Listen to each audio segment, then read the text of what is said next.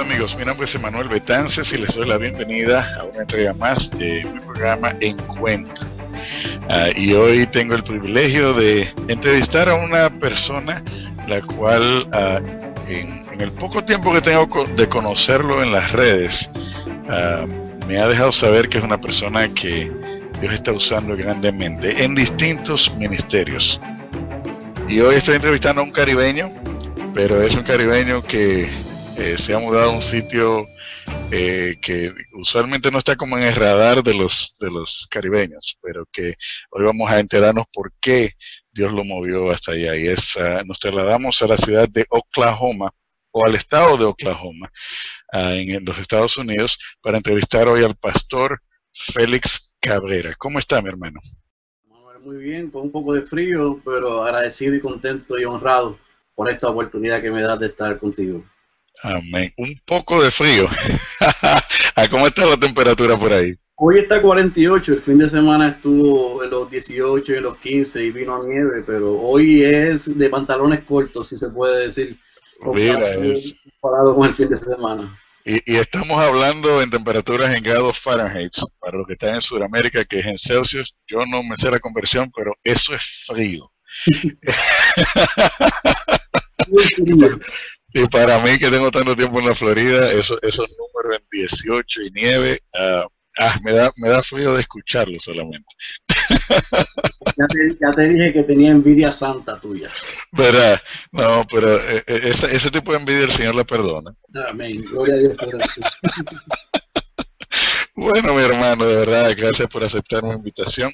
Y yo sé que esta entrevista va a ser muy beneficiosa primeramente para mí, porque había querido hablar con usted hace mucho y espero que aunque sea para una persona de los que nos están viendo, puedan ser beneficiados, puedan ser edificados, ¿verdad?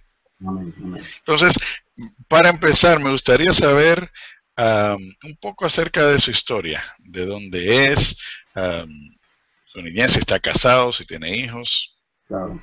Bueno, yo soy boricua, jíbaro, puertorriqueño. Nací en Puerto Rico hace 35 años. Soy el hijo de un plantador, consejero y pastor, que es mi modelo y la persona que Dios usó no solamente para criarme, sino para enseñarme en el ministerio, y de una trabajadora social. Así que mi hogar es un hogar donde yo vi que lo que es el servicio, lo que es ayudar a los demás. Y por la gracia de Dios, fui criado en ese hogar cristiano, un hogar saludable. Tengo un hermano que también le sirve al Señor y que hoy fue pastor juntamente con nosotros y ahora es plantador de una nueva iglesia. Estoy casado con mi novia de toda la vida, Denise, y tengo dos preciosas niñas, Andrea, que tiene 11, y Adriana, que tiene 7. Así que mi formación y mi niñez, aunque muchos dicen que el ser hijo de pastor es difícil, sí lo fue, pero por la gracia de Dios tuve un buen modelo, un buen modelaje, que tuvo una crianza que yo puedo decir que fue de bendición. Mira qué bien. ¿Y en qué lugar en Puerto Rico usted creció?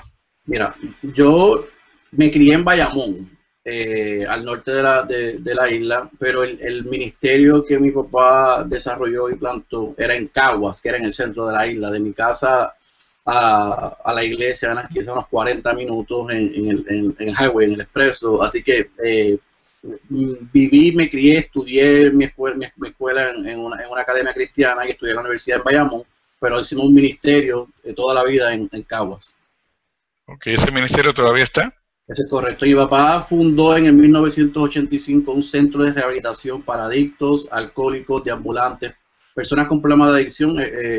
Mi papá salió de ese mundo, del mundo de la adicción a droga, y por la gracia de Dios, Dios lo salvó.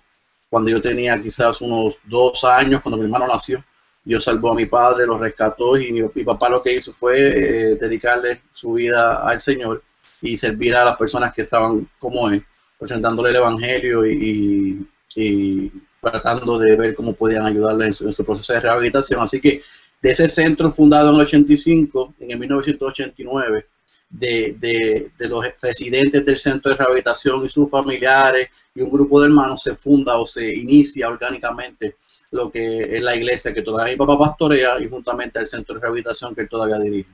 Ok, ¿cómo se llama el centro? El centro se llama Centro Renacer, está en Guaynabo, en la mitad entre Bayamón y Caguas. Okay. La iglesia se llama Iglesia de Cristo Renacer, una iglesia no denominacional, pero está en el pueblo de Caguas, en Puerto Rico.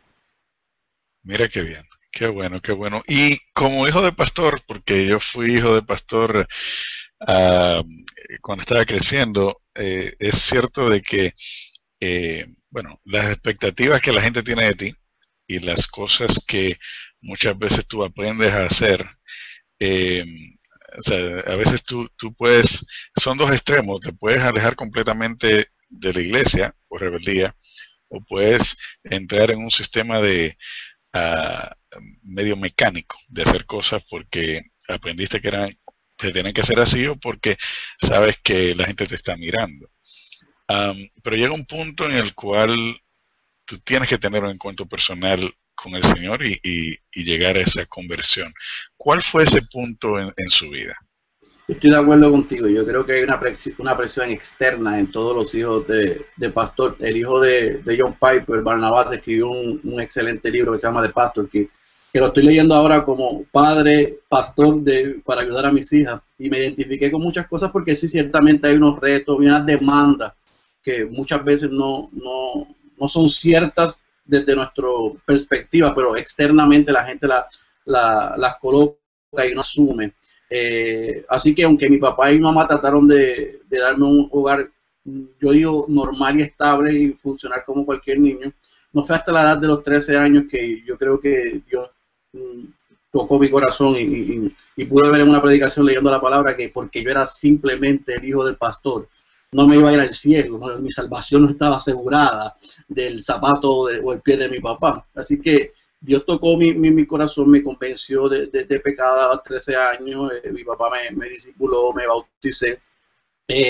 Y sí, en ese periodo de adolescencia, entre 13 a 17 años, fueron difíciles. Fueron difíciles porque obviamente, como todos los adolescentes, había presión.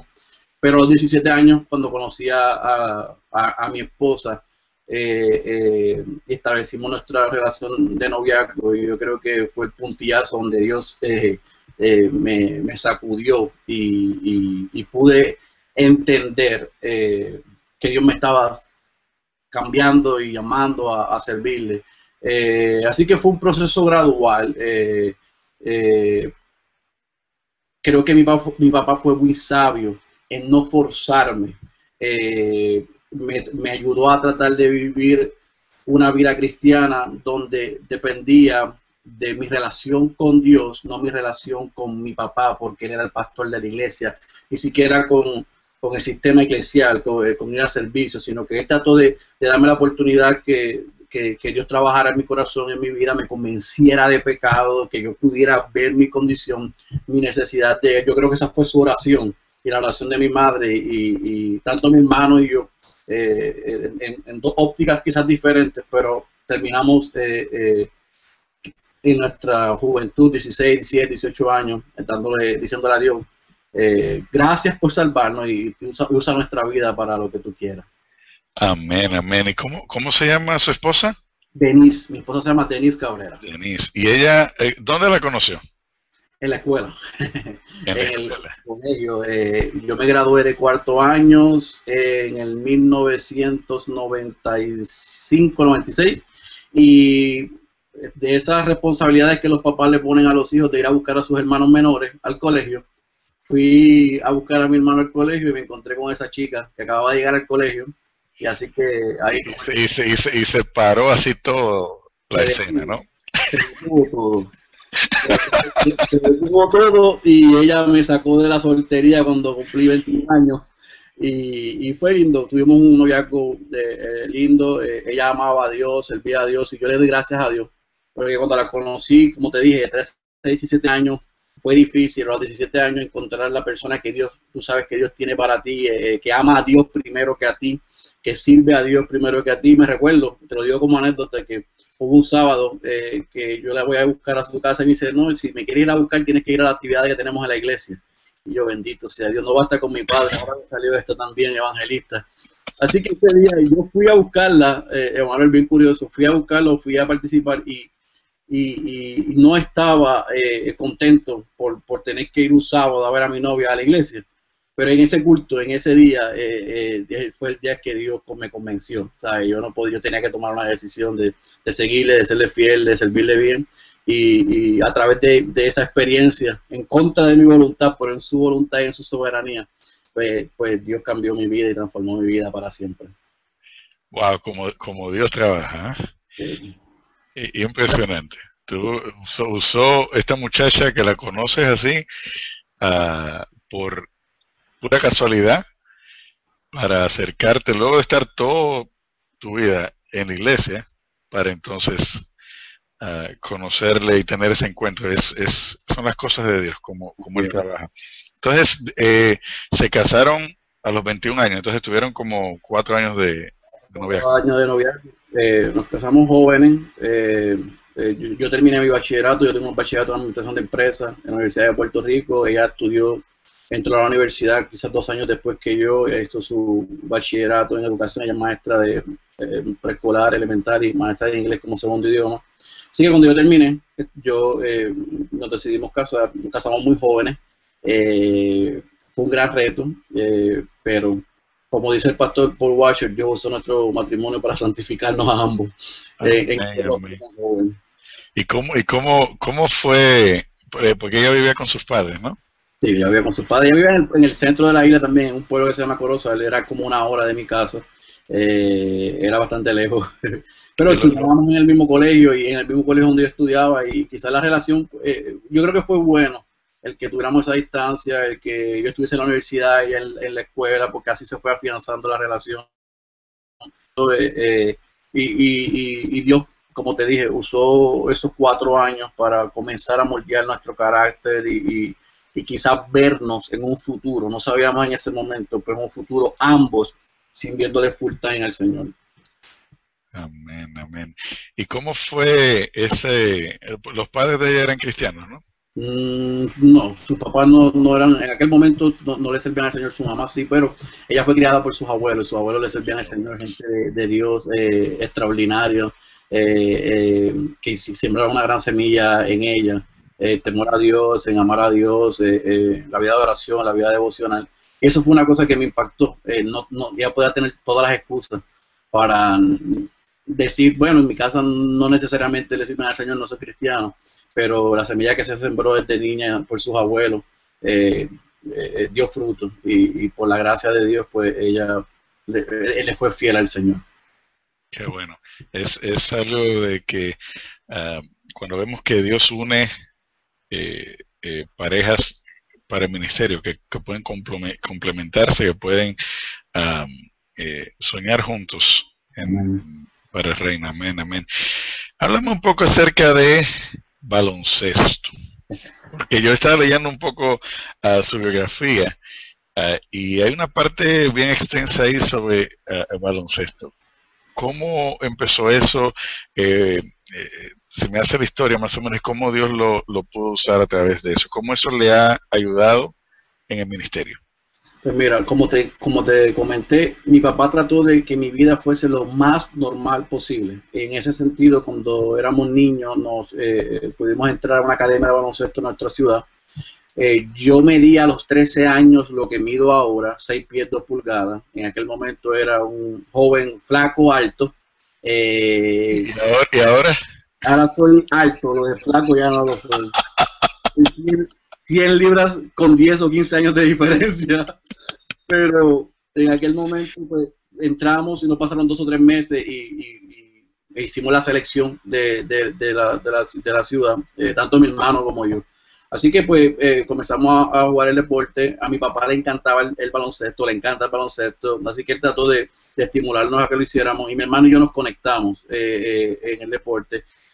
fuimos desarrollándonos, ambos obtuvimos becas para estudiar en el colegio, obtuvimos becas para ir a la universidad a través del deporte y jugamos toda nuestra escuela superior. Yo jugué toda mi escuela superior. Cuando entré a la universidad, el día antes de entrar a la universidad con mi beca deportiva, me lesioné el hamstring, la pantorrilla, creo que se dice en español, no estoy seguro. Sí. Y se me acabó la carrera de baloncesto. Traté de hacer un comeback, pero le había perdido pasión al juego. Fue frustrante para mí. ¿A qué edad fue eso? A los 16 para 17 años, porque yo salí de la escuela a los 16 años, iba a cumplir 17 y me lesioné. Se me acabó la carrera. Honestamente, se me acabó la carrera.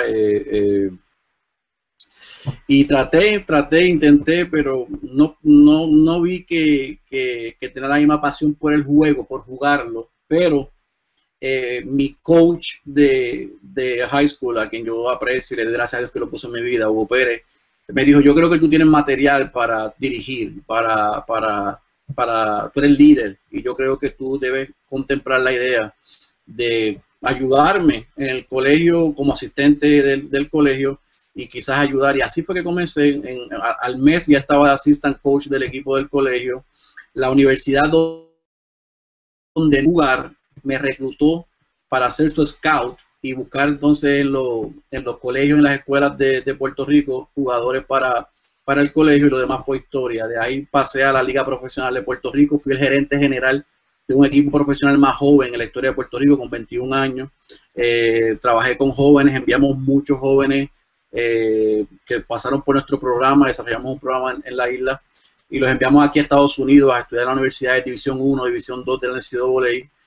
Jóvenes de escasos recursos, jóvenes que tenían de trasfondo de droga, hogares divorciados, bien difícil, y por la gracia de Dios, Dios nos puso en un lugar específico donde pudimos desarrollar un movimiento de jóvenes que pudiesen venir acá. Esa experiencia me abrió la oportunidad de que la Federación de Baloncesto de Puerto Rico entonces me llamara para ser su gerente de operaciones de las selecciones de sub-17 y sub-21, que fueron las dos selecciones a mundiales. Pasaron por mis manos José Juan Barea, que hoy juega con los Dallas Mavericks, Ricky Sánchez, Peter John Ramos, Guillermo Díaz, que fueron drafteados por la NBA, y otros jugadores que nosotros llamamos New Yorkers, que son segunda generación, aquí, que entonces estaban en universidad o en colegios aquí, los pudimos llevar a la isla a jugar en el torneo de nosotros y en las selecciones. Wow. Impresionante. ¿Y cómo en ese ambiente que es totalmente secular, cómo pudo Dios ser glorificado a través de su vida? ¿Hay alguna anécdota, alguien que le pudo hablar de Dios? No sé si nos puede contar. Yo estaba cuando yo entré al nivel de dirigir, de reclutar y trabajar en la selección, ya yo estaba en periodo de noviazgo con la que hoy es mi esposa, así que le estábamos sirviendo fuerte al Señor, y yo creo que fue una plataforma que Dios utilizó para ayudarme a entender o confirmar quizás mi llamado interno, de poder ayudar a los jóvenes, predicarle a Cristo, compartir el evangelio con ellos. El tú ser gerente de jóvenes de 16, 17 años con diferentes contextos, te ayuda a tú poder comenzar a ministrar la palabra, ayudarles. Y recuerdo que un día, en ese proceso, Dios puso un dirigente que es un hombre de Dios, se llama Carlos Calcaño, que hoy dirige la selección de baloncesto de Puerto Rico, que está en Veracruz, en México. Va para Veracruz, México, a jugar en el torneo. Ese es un hombre de Dios sólido, probado, y sirvió quizás como mi mentor, que se puede ser cristiano en un ambiente no cristiano, se puede predicar el evangelio a través del deporte, se puede ser un brazo y un modelo utilizando el deporte. Y yo creo que eso fue lo que sucedió.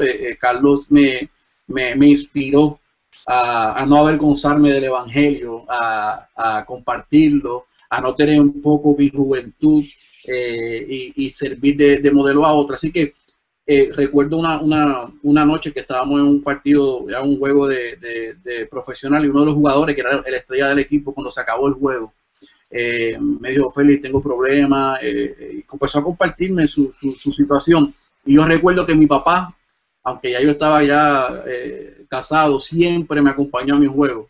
Igual que cuando yo era niño y jugaba, siempre acompañaba a los juegos cuando yo era gerente. Me vio conversando con ese muchacho, me vio ministrando a ese muchacho, y cuando íbamos de regreso a nuestra ciudad, yo dejarlo en su casa, me dijo: yo creo que Dios está haciendo algo contigo. Yo creo que Dios ha usado todo este tiempo en el deporte para ir preparándote para lo que Él quiere hacer en el futuro. Y esas palabras se me quedaron bien presentes. Yo dije, bueno, quizás lo que yo siento que Dios está llamando, como dice el pastor Otto Sánchez, que el llamado te persigue.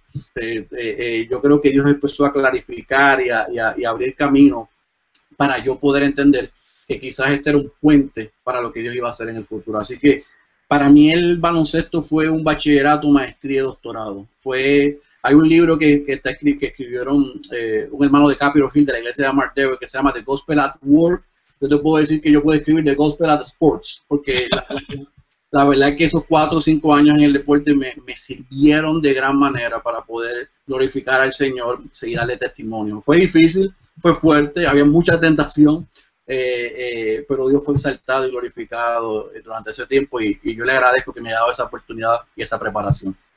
Amén, amén, amén. ¿Y cómo pasa de Félix Cabrera, el coach, el gerente general de baloncesto, en todo ese ambiente, cuándo llega el punto donde Dios confirma el llamado a hacer la transición de ahí al pastorado?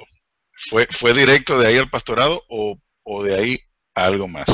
En el 2005, un verano, iba camino a una práctica del equipo de los Grises de Humacao. Yo en ese momento era el gerente de esa franquicia. Y mi papá me llama y me dice: ¿quieres ir a almorzar antes de que vayas a la práctica? Yo: seguro. Me encontré con mi papá y comenzamos a conversar, y él me dice, y me comenta de la necesidad que hay en la iglesia nuestra iglesia local, de alguien, la juventud de nuestra iglesia. Y mientras él me lo está compartiendo, yo estoy bajo la impresión que él está buscando una asesoría, a alguien que yo le pueda recomendar dentro de la congregación, ¿verdad? Alguien que yo sienta que quizás tiene el llamado, yo desde la parte externa. Así que yo lo estoy escuchando y mi mente está divagando y pensando en quién. Y él sigue la conversación y me dice: yo creo que Dios me ha confirmado este momento que te haga la propuesta y que tú pienses si Dios te está llamando directamente al ministerio. Yo te confieso, Emanuel, que yo estaba comiendo un pedazo de pollo, el pollo se me quedó aquí en la tráquea y por poco me ahogo, porque yo jamás pensé que eso era posible, quizás tan cercano. Yo estaba inmerso en el deporte, yo estaba trabajando en el deporte, me iba bien, me iba muy bien en el deporte, pero yo no le dije que no. Yo le dije: viejo, déjame orar, déjame hablarlo con Denis, déjame pensarlo. Yo no te niego que Dios me ha inquietado por un tiempo en que yo quiero saber qué es lo que Él quiere hacer conmigo, pero yo pienso que este es el lugar, sirviéndolo en el deporte, pero déjame orar. Y él me dijo: sí, yo no quiero detenerte en nada de lo que tú hagas. Yo estaba sirviendo de gerente en un equipo profesional, y a la misma vez estaba con el equipo sub-21 que íbamos para el Mundial de Argentina. Yo estaba organizando todo el viaje, hotel, pasaje, selección de jugadores cuando pasa eso. Él me dice: hagamos una cosa, ahora piénsalo, cuando vengan de Argentina hablamos. Yo dije: está bien. Me monto en el vehículo, voy a la práctica y llamo a mi esposa. Le digo: mamá, escucha lo que papi me acaba de decir. Ella dice: siéntate. Se quedó en silencio, no me dijo nada mientras yo hablé por 30 minutos. Cuando yo le pregunto: ¿qué tú piensas? Ella me dice: esto es una oración contestada. Yo le estaba pidiendo a Dios que nos mostrara y nos confirmara qué era lo que Él quería hacer con nosotros. Yo veo en ti la pasión, yo veo en ti el deseo de servirle bien a Dios y cómo has impactado a los jóvenes del mundo. Pero yo creo que nuestra iglesia carece de alguien que los pueda dirigir espiritualmente. Así que yo no quiero influenciar en tu decisión, pues yo creo que eso es personal, pero sea lo que tú decidas, yo te voy a apoyar, pero mi voto es sí. Oye, y eso que no quería influenciar, Así imagínate. que lo que hicimos fue orar. Yo seguí mi vida en el deporte, oramos, tuvimos varias semanas y días orando, hasta que yo recibí confirmación, una confirmación. Consulté con varios hermanos, con Carlos Calcaño, con quien yo trabajaba, quien era coach, quien era cristiano. Me recuerdo, después de un juego, me quedé como hasta la 1 de la mañana explicándole lo que yo sentía, la inspiración que tenía, pero el conflicto interno que tenía. Dejo el deporte por esto. Y me recuerdo que Carlos en el locker me dijo, yo creo que Dios te está llamando al ministerio. Yo he visto lo que Dios ha hecho por los pasados 4 o 5 años contigo, y yo creo que tú debes escuchar y seguir la voz de Dios. Si tú tienes la confirmación de parte del Señor, si tú estás convencido, si Denise está convencida, yo que soy tu amigo, tu hermano y que te he visto en este proceso, creo que es el momento. Así que, sin lugar a dudas, después de varios días le confirmé a mi papá, le confirmé a la iglesia y le informé a la Federación de Baloncesto de Puerto Rico mi decisión de renunciar inmediatamente para poder prepararme al ministerio. Así que renuncié, fue difícil. Hermanos que no son cristianos me empezaron a llamar, el presidente de la federación me llamó y me dijo, pero tú eres loco, ¿cómo tú vas a dejar esto? Que tú vas a un buen paso para desarrollarte como líder. Y yo le expliqué, y después de explicarle a una persona que no era cristiana lo que yo estaba sintiendo, que yo pensaba que él iba a decirme que es una locura, terminó cerrando y diciéndome, yo creo que tú tienes que hacer lo que Dios te mandó a hacer. Y todo eso sirvió para confirmarme de que Dios estaba llamándome al ministerio. Así que después de varios meses de oración, preparación, entré al seminario a estudiar, me instalaron y me ordenaron como pastor de jóvenes de nuestra iglesia en agosto, septiembre, octubre del 2005. Wow, si quería confirmación fue por todos lados que la dieron. Así fue, así fue. Sí, tú esperarte que personas que están a tu alrededor, pero no le sirven al Señor, te digan, yo creo que tú tienes que hacer lo que Dios te mandó a hacer, pues sí, definitivamente. Fue una confirmación. Entonces, mi esposa y yo entramos de lleno, ella me ayudó, fue siempre, hasta el día de hoy me ayuda idónea, entramos a dirigir a los jóvenes en el 2005 y poco a poco en el ministerio pues fuimos desarrollándonos, de ahí pasamos a dirigir los grupos pequeños, los small groups, como dicen aquí en Estados Unidos. Desarrollamos el ministerio de small groups en Puerto Rico, donde yo fui pastor, y de ahí comencé también el ministerio de la predicación como por 4 o 5 años, y en el 2010 salimos para Oklahoma. Ok, y cómo antes, bueno, mientras estaba en lo del baloncesto y eso, estaba activo en la iglesia y le tocaba predicar los domingos también alguna vez. Mientras estuve en el deporte, yo servía al Señor como cualquier hermano en la iglesia, iba a los cultos, participaba, pero no tenía ninguna participación regular en la iglesia. No predicaba regularmente en ningún sitio. No prediqué regularmente en ningún sitio. ¿Y cómo entonces? Porque esa transición es fuerte, o sea, si tú no estás desarrollando la parte de la prédica por un tiempo, y de momento entonces entrar, ¿cuándo fue la primera vez que predicó en la iglesia, después de esa decisión? Después de como 3 meses antes, o 4 meses antes de ya entrar de lleno, instalarme de pastor, se me dio la oportunidad de predicar. Y me recuerdo que fue el día más difícil de mi vida. Yo empecé a dudar, yo decía, wow, esto es más difícil de lo que yo pensé. Yo preparé mi sermón, mi mensaje, se lo di a mi papá, lo compartí, me lo devolvieron como 4 veces. Está muy bien, cambia esto, está usando. Pero la última vez que le entregué el mensaje me dijo esto.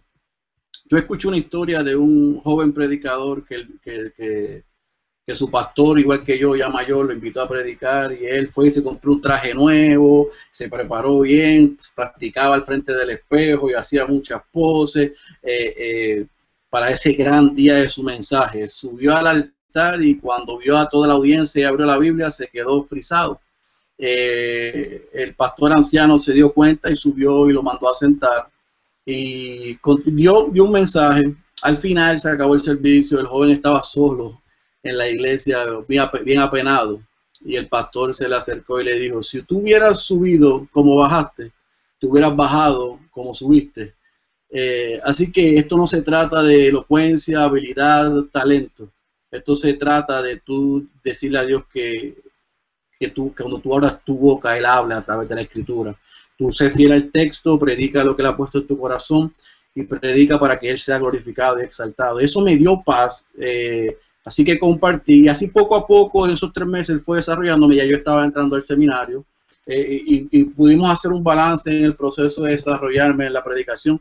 Obviamente me imagino que para los que me escuchaban desde ese primer sermón a hoy se ha depurado mucho, pero fue un gran comienzo, y poco a poco, paulatinamente, me fueron dando más participación hasta que el momento que me instalan como pastor, ya yo pues obviamente la iglesia me había escuchado, los jóvenes me habían escuchado, y yo he estado enseñando en otros settings, en el centro de rehabilitación. Me daban la oportunidad de enseñarle una clase, un mensaje a los residentes, así que me fui puliendo en ese tiempo.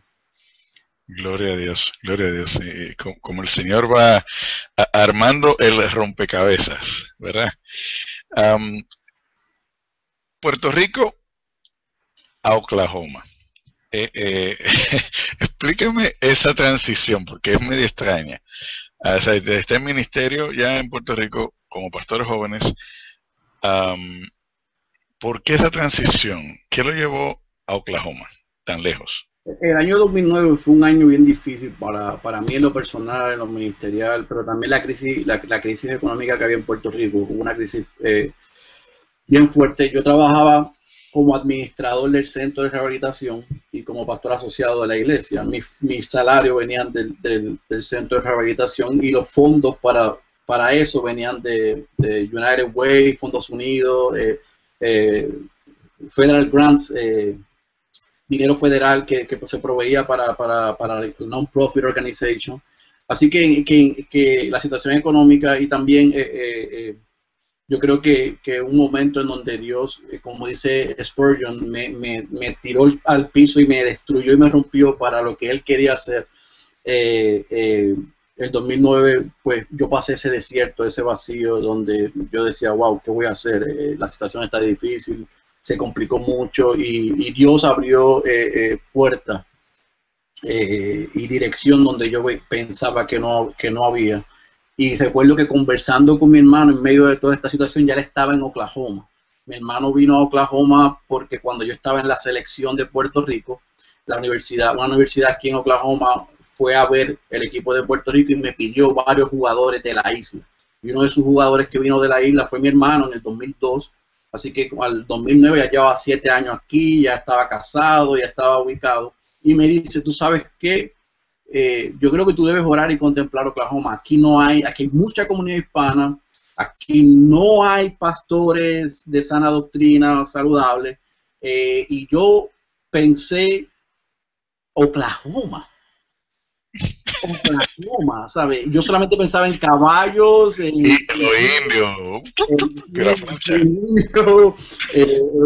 tú sabes. Yo dije: wow, Oklahoma. Pero otra vez, cuando se lo comenté a mi esposa me dice: bueno, vamos a orar, y lo compartí con mi papá, lo compartí con mi mamá, y me dijeron: nosotros hemos estado allí, yo nunca he estado en Oklahoma, yo he venido muchas veces a ver a mi hermano, yo creo que eso es un buen lugar, así que oren. Oramos, pensamos, mi esposa aplicó para trabajo, en 3 días le dieron trabajo como maestra. Mi hermano fue una bendición con su esposa porque nos ayudaron en la transición, así que nos movimos de la iglesia allá. Obviamente mi papá pues dejó todo listo para un periodo de transición donde pudieron hacerse cargo de lo que estábamos haciendo allá, y nos movimos acá en el verano de 2010. Nunca se imaginó que en el 2002, cuando hizo el movimiento para que su hermano fuera a Oklahoma, era para abrirle camino a usted mismo. Fue el pasado julio 27 de este año, nosotros comisionamos a mi hermano como plantador de iglesia. Y antes de porque él fue mi pastor asociado por los pasados 3 años, pastor de enseñanza, una bendición poder estar con él, ver el propósito de Dios cuando nos trae a Oklahoma. Pero yo comisionar a mi hermano para el ministerio este año fue recordar el año 2002, como él como jugador de baloncesto venía, yo como gerente enviándolo, confiando en su talento en el baloncesto, pero ver que era todo el plan de Dios para que ambos viniéramos, sirviéramos aquí, nos desarrolláramos en el ámbito y la faceta ministerial para eventualmente ser plantadores y pastores de iglesia. Eso no hay libreto que estuviese escrito que yo pudiese ver con anticipación, y es grandioso, es ver la mano de Dios en todo lo que pasa, como dijo Job, solamente aceptaremos lo bueno de Dios y no lo malo. Cuando yo pensé que era lo malo, lo difícil, la crisis, fue el tiempo donde Dios trabajó conmigo, abrió puertas, y pues aquí estamos, y lo que Dios ha hecho desde el año 2010 a ahora, toda la gloria y la honra es de él, porque nosotros no jamás lo imaginamos. Gloria a Dios, como el Señor obra. ¿Cómo fue ese proceso de transición a Oklahoma? ¿Ya tenían hijos? Teníamos dos niñas, sí, tenemos las dos niñas. Ya la chiquita tenía, la grande tenía 5 cuando nos mudamos, la chiquita tenía quizá 1 y medio. Para ellas, para la grande, fue un poco difícil porque ella ama a mi mamá, a mi papá, y dejar a los abuelos. Pero también fue quizá a nivel de expectativa para ver a su tío, con el que compartió poco, y a su tía. Así que quizás fue difícil ese periodo de dejar la isla, pero se adaptaron ambas bien fácil y bien rápido al sistema aquí en Oklahoma. Oklahoma es un lugar, Oklahoma City, es un lugar que está en desarrollo, una de las 5 ciudades en Estados Unidos está en mayor desarrollo. Llegamos en la misma época que los Thunder estaban llegando, Kevin Durant, después llegó Westbrook, y el baloncesto y la NBA trajo bonanza a esta ciudad. Así que la transición vino con mucha gente de otros lugares. Nos dimos cuenta que había 9,000 puertorriqueños aquí que servían en la fuerza, en el Army, en el Navy, en el Air Force. Wow. Había comunidad hispana. Así que, aunque fue un poco difícil para mí, y quizás para mi esposa, para mis hijas, les gustó mucho. Es un buen sitio para vivir y criar hijos, así que no fue tan difícil. Quizás para mí ese primer año, te puedo decir, Emanuel, que yo no lo entendía mucho. Yo dudé, ¿será esto de verdad lo que Dios quiere para mí? Pero eventualmente pues sí lo confirmé. Amén. ¿Y cuando llega a Oklahoma, llega directamente a una iglesia? No, bueno, mi hermano venía a una iglesia bautista aquí, Bautista del Sur, del pastor Rick Thompson, que es un pastor muy sólido de sana doctrina. Él estaba allí sirviendo hace 5 años allí, estaba ayudando al ministerio hispano, pero él me dijo, mira, yo te recomiendo que tú ores, busques, yo te recomiendo varias iglesias, y así hicimos. Fuimos a una iglesia que se llama Henderson Hills. Ellos son, el pastor y su hijo son sólidos, son sana doctrina, ellos trabajan con Nine Marks, Gospel Coalition, y así que tuvimos una bendición de poder entrar ahí, recibir palabra, de buena palabra, sana doctrina, e ir desarrollándonos ministerialmente aquí en Oklahoma, conociendo la ciudad, la necesidad. La comunidad hispana aquí en Oklahoma City está en su mayoría en el sur, como en la mayoría de los estados. El norte está en desarrollo y estaba llegando mucha comunidad hispana acá. Y no había una iglesia, solamente había una iglesia de las Bautistas del Sur bien al norte, no cerca de donde estamos nosotros. Así que yo empecé a orar, investigar, y para verano del 2011, un año después de estar aquí, la convención bautista local me llamó y me invitó a ir a una iglesia que se llama, la iglesia que yo estoy ahora mismo, Cold Spring Baptist Church, para ayudarlos a desarrollar un ministerio hispano. Así que después de un año, que ya yo sabía dónde quedaba el norte, el sur, el este y el oeste, no se perdía ya. No se perdía, que conocía la carretera, que ya conocía más o menos el ambiente, veía la necesidad, pues entonces Cold Spring abrió las puertas, nos recibieron y comenzamos entonces a servir aquí. ¿Y había visitado esa iglesia antes de que lo invitaran? No. Pasaba por allí todos los días porque el child care de mi hija estaba detrás de la iglesia. una iglesia grande aquí en el área, pero nunca había visitado. Así que ellos me dijeron, ve, visita, ora, ellos tienen necesidad. Pero cuando llegué, vimos las condiciones, había una pareja misionera de unos americanos que estuvieron de misioneros 30 años en Venezuela, que señores mayores que nos recibieron y el primer día nos hicieron sentir a mi esposa, a mí, a mis hijas, súper bien recibido, nos explicó la necesidad de lo que había que hacer y pues oramos y estuvimos seguros de que era una buena oportunidad para comenzar una obra saludable. Aquí la iglesia nos apoyó en todo el sentido, nos dio las facilidades, el equipo, y así que podemos comenzar la obra aquí. Ok, entonces comienza como un ministerio hispano. ¿Con cuántas personas más o menos? Pues mira, había un grupo que se estaba reuniendo, pero lamentablemente quien nos estaba dirigiendo, lo que estaba predicando no era la palabra, estaban predicando otras cosas. Así que cuando yo recibo la invitación, me di cuenta de que lo que estaban buscando era alguien que resolviera un problema que ellos tenían aquí. Okay. Y así que cuando yo empecé, las personas que estaban me dijeron el primer día que llegué si el otro domingo el próximo miércoles podía predicar. Y yo le dije, seguro que sí. Así que prediqué miércoles, cuando prediqué miércoles me dijeron, venga el próximo domingo, por favor, y predique. Cuando llegué el domingo a predicar, ya el grupo empezó a reducirse. Llegué el domingo y prediqué. ¿Y qué fue de qué fue la prédica que salían corriendo? Cuando empecé a predicar el evangelio, Emanuel, no era lo que estaban acostumbrados. Y tuve, parece que ellos le chocó lo que estaban escuchando. Así que ese grupo, que eran comenzaron unos 8 o 9, se fueron. Ellos, te puedo decir que el líder estaba predicando que en diciembre de 2012 Jesucristo iba a regresar a buscar a su iglesia. Ay, mi madre, era una secta que estaba ahí.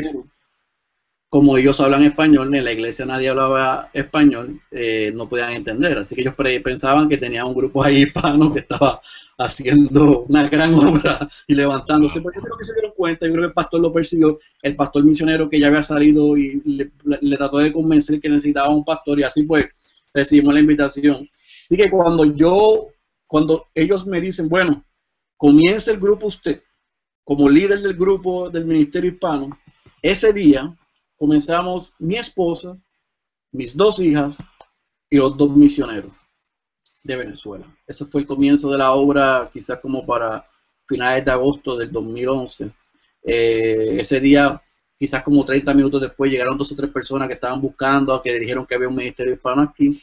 Y de ahí un grupo de 8, 10, 12 personas comenzamos por 3 meses un ministerio hispano, que en noviembre de 2011 la iglesia entonces aprobó en sesión que fuésemos el ministerio hispano formalmente de Cold Spring Baptist Church. Wow.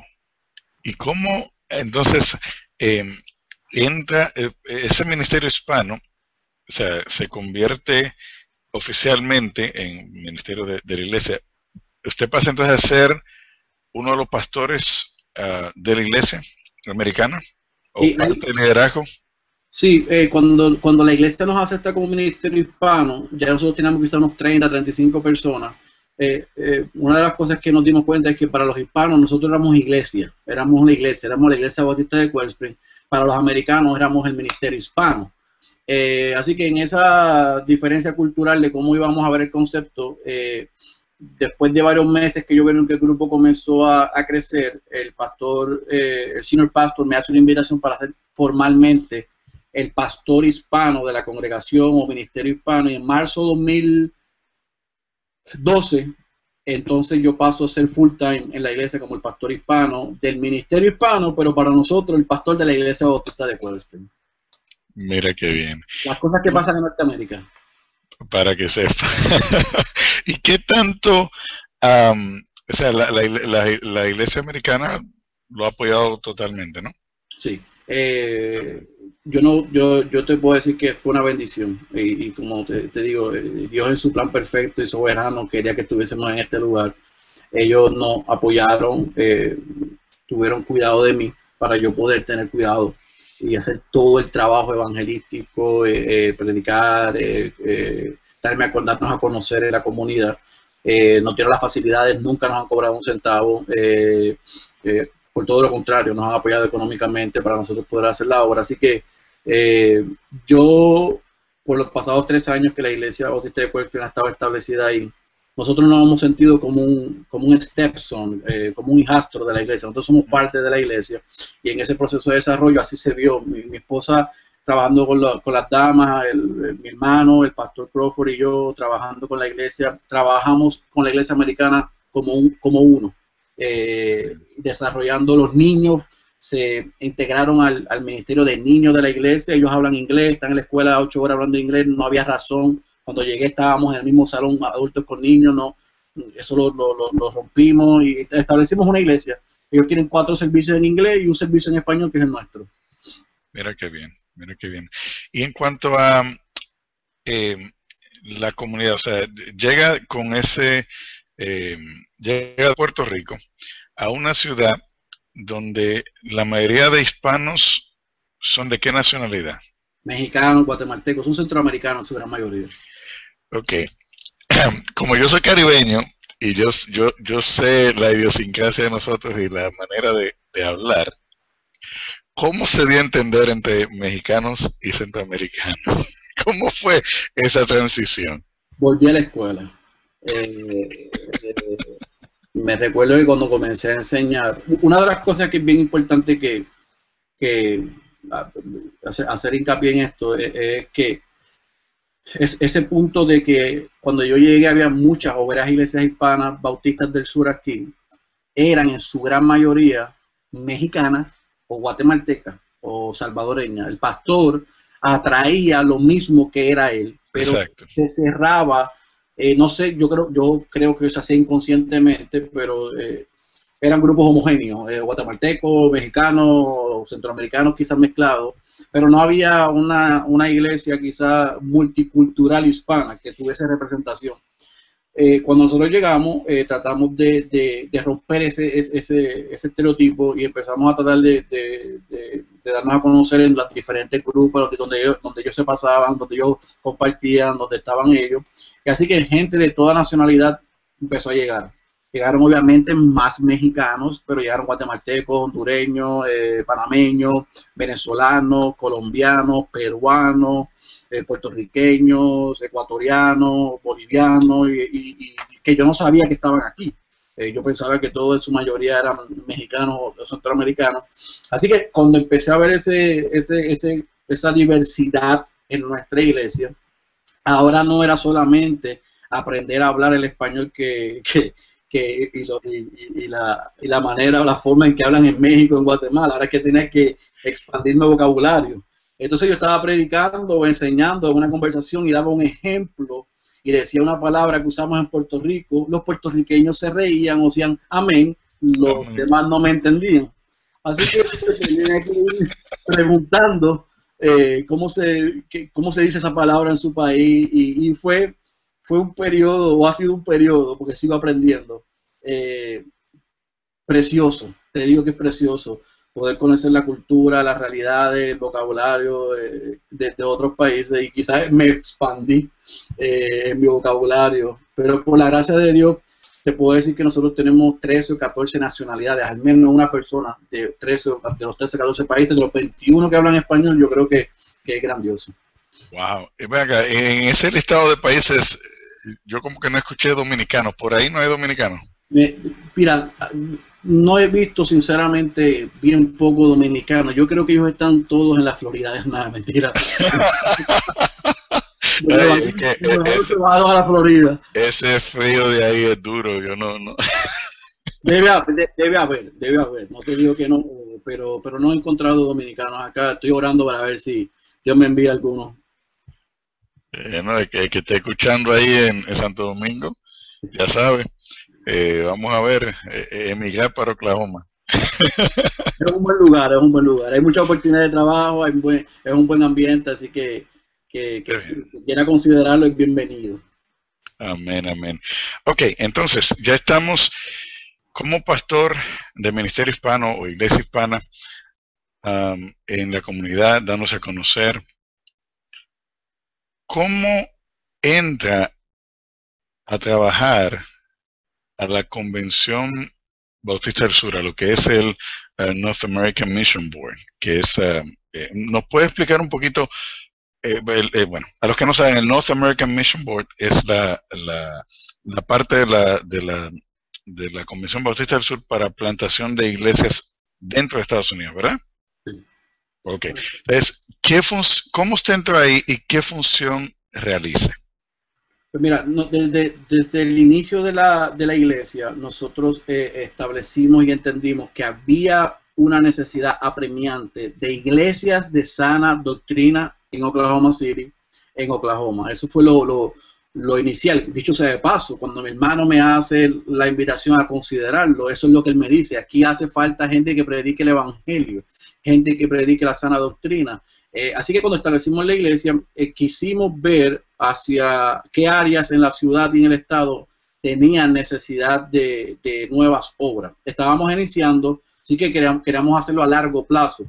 Pero en marzo 2012, cuando ya yo estoy como pastor full time en Wellspring, yo recibo una llamada del gobierno de Puerto Rico preguntándome si yo era Félix Cabrera el pastor. Y yo le dije, bueno, yo soy pastor y yo soy Félix Cabrera. Yo no sé si es el mismo que usted está buscando. Y me dice, sí, es usted que estamos buscando. Y me explican que Puerto Rico acababa de llegar a un acuerdo con el estado de Oklahoma para transferir 500 confinados a una institución aquí en Oklahoma. Y que ellos estaban buscando a alguien que pudiese servir de ayuda espiritual, de capellán para ellos, para esos confinados. Y que yo creo que ellos pensaron que con quien estaban hablando era con mi papá, porque lo asociaron con el centro. Tienen el mismo nombre, ¿no? Tenemos el mismo nombre, asociaron el centro de rehabilitación, le dijeron que había un pastor en Oklahoma puertorriqueño que se llama Félix Cabrera, y creo que me asociaron. Eso inició una relación de esos confinados. Nosotros encontramos un remanente fiel allí que le servía al Señor, que necesitaban ser discipulados, y comenzamos mensualmente, semanalmente a ir con un grupo de hermanos de mi iglesia, la mayoría puertorriqueños, a visitarlos a ellos. Le empezamos a llevar Biblia, los empezamos a discipular, a compartir el evangelio y a invertir en ese grupo de líderes. Y a los 6 meses ese grupo de líderes siguió alcanzando y discipulando a otros, y nos propusieron que ellos estaban listos para establecer una estructura de iglesia. Y esa fue nuestra primera iglesia plantada o iniciada, que se llamó la Iglesia Jesucristo el Alfarero, dentro de una facilidad correccional. Para que tengas una idea, allí discipulamos a ese pequeño grupo fue discipulando a otros, compartiendo el evangelio, y por un año que esos confinados estuvieron ahí, de 500, 126, 127 fueron bautizados, creyeron en Cristo, fueron bautizados, y lo que nosotros hicimos fue que eso a servir de mentores a ese grupo de ahí, ayudarlos a desarrollar la estrategia. Y cuando cambió el gobierno, en la última elección, en noviembre de 2012, ya para enero o febrero, rompieron o terminaron abruptamente el contrato que había, y regresaron todos esos confinados a Puerto Rico. Yo viajé con ellos para visitar al grupo, al core group de líderes, y cuando fui a Puerto Rico los encontré en una cárcel, en un centro correccional en Puerto Rico, que habían transferido la Iglesia de Jesucristo al Alfarero a la correccional en Puerto Rico. Allí estaban sirviéndole a Dios, teniendo sus servicios, teniendo su discipulado y ministrándole a ese nuevo lugar. Y esa operación de plantación de iglesia en la cárcel sirvió para que entonces nosotros dijéramos, nosotros creemos que debemos invertir en desarrollar aquí otros líderes, y comenzamos a ver las áreas en la ciudad de Oklahoma que necesitaban ayuda. Así que empezamos a preparar hermanos que venían, se estaban entrenados con nosotros en un internship con nosotros, les empezamos a enviar y empezamos a abrir obra en Oklahoma City, y ayudamos, lo estamos ayudando actualmente a varios plantadores de iglesias con la International Mission Board, que es la asociación o el grupo de los bautistas del sur que trabajan overseas, en el exterior. Empezamos a ayudar a plantar obras en España, en Cuba, en Haití, más la iglesia que desarrollamos aquí, que fue para Puerto Rico, y North American Mission Board, que es la que planta iglesias aquí en Norteamérica, vio el trabajo que estábamos haciendo y nos invitaron a que les ayudáramos y les asesoráramos en la plantación de iglesias hispanas aquí en Norteamérica, porque el grupo minoritario más grande y de mayor crecimiento en Norteamérica son los hispanos. Así que hace un año yo pasé a ser parte del grupo de trabajo de la North American Mission Board como coordinador de plantación de iglesias en el área hispana. Nosotros desarrollamos en nuestra iglesia hispana un brazo evangelístico llamado Red 18, en donde la Red 18 se dedica a plantar iglesias que plantan iglesias. Así que NAM, la North American Mission Board, nos invitó a hacer de Red 18 un movimiento nacional más que local. Wow, entonces, ok. ¿Qué vino primero, Red 18 o NAM? Red 18. Red 18 empezó como plantación de iglesia overseas y local, aquí en la ciudad de Oklahoma City. North American Mission Board nos llama y entonces nos abrimos a Norteamérica. Ok, ¿y qué significa Red 18? Nosotros, Red 18 es el brazo evangelístico de la Iglesia Bautista de Cold Spring. Es una red de plantación de iglesias multiétnica, multilingüe, basada en Hechos 1.8. En Hechos 1.8 nosotros creemos que nuestro propósito como iglesia es afectar a Jerusalén, pero también a Judea, nuestro estado, también a nuestra Samaria, que es nuestra nación, y a los confines de la tierra. Así que Red 1.8 está basada en esas palabras que dijo nuestro Señor Jesucristo, y la estamos tratando de ser fiel en lo que nosotros creemos que es la estrategia evangelística más bíblica, que es la plantación de iglesias. Amén, amén. ¿Y cuántas iglesias ya han plantado? 20 en el pasado 2 años. 20 iglesias en 2 años. 2 años. En Norteamérica. 20 en Norteamérica, y tenemos, apoyamos 4 plantadores en el exterior. Okay. ¿Y en qué lugares en Norteamérica están estas iglesias? De Canadá, tenemos 4 plantadores en Toronto, 2 en Nueva York, 1 en Cleveland, Ohio, 1 en Delaware, Baltimore, esa área, Jorge Altieri. Tenemos a José Prado en Florida, en Miami. Tenemos a Jerry Zapata en Atlanta. Tenemos 3 plantadores en Salt Lake City, Utah. Tenemos un plantador en Idaho Falls. Aquí en Oklahoma tenemos 4. Tenemos uno en San Francisco, uno en Kansas, uno en Portland, Oregon. Y ya para enero esperamos tener 2 más en Denver, Colorado, que estamos tratando de establecer una alianza con Colorado. ¿Y esos plantadores de dónde salieron? Muy buena pregunta, es la pregunta que me hace todo el mundo. Nosotros, parte de la estrategia de la Red 1.8 es descubrir, desarrollar y enviar plantadores de iglesia. En el descubrir, nosotros trabajamos con varios aliados que son pastores ya probados de muchos años en algunas ciudades. Los coordinadores que NAM tiene en las ciudades que nosotros llamamos Send City, que son las ciudades de mayor crecimiento y que no tienen presencia de iglesia, nos dicen: mira, Félix, aquí hay un pastor que está desarrollando un líder. Nosotros tenemos un proceso de assessment donde lo pasamos por el proceso y hacemos el internado, ya sea aquí o con una iglesia madre que lo pueda desarrollar por un año de aprendiz, que es lo que llamamos nosotros un año de aprendiz, donde ellos van conociendo la ciudad, desarrollando un core group, pero paralelamente nosotros establecimos un acuerdo con el hermano Edgar Aponte en Southeastern. Entonces nuestros plantadores, los que descubrimos y pasan por nuestro proceso y aprobamos, pasan a estudiar y a prepararse teológicamente en Southeastern en un programa de certificación o de maestría de plantación de iglesia. Así que nosotros ahora lo que hacemos es que abrimos un banco de talentos de posibles prospectos, plantadores, los pasamos por el proceso, confirmamos su llamado interno con la recomendación externa, entran a un internado y los enviamos. Así que yo estoy en constante comunicación con hermanos como tú, que tienen, mira, Félix, que hay un hermano que quiere abrir una, lo recomiendan, lo pasamos por el proceso, confirmamos con otros pastores y así estamos desarrollando la estrategia de plantación. Okay, ¿cuáles son las cualidades de un plantador?